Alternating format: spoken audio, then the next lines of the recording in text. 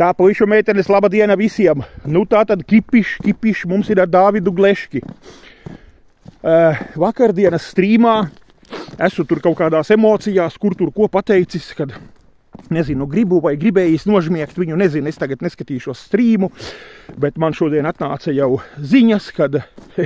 Dāvids tur grib komunicēt. Es tiku pie telefona, sazvanījos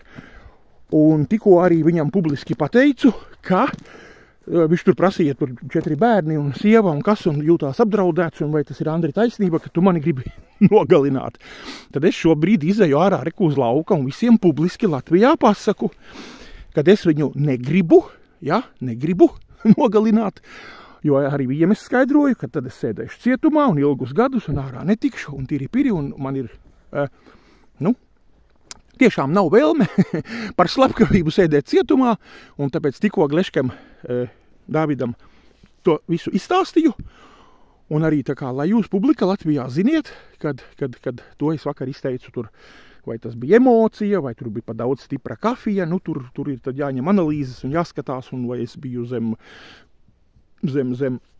spiediena vai zem ietekmes vai zem kā. Bet tad visiem publiski pasaku, kad vakardienas teksts nav jāņem nopietni, kas attiecās uz kāda cilvēka vai ne nožmiegšanu, ko es esmu varbūt kādā tur, nezinu, emociju brīdī pateicis, tāpēc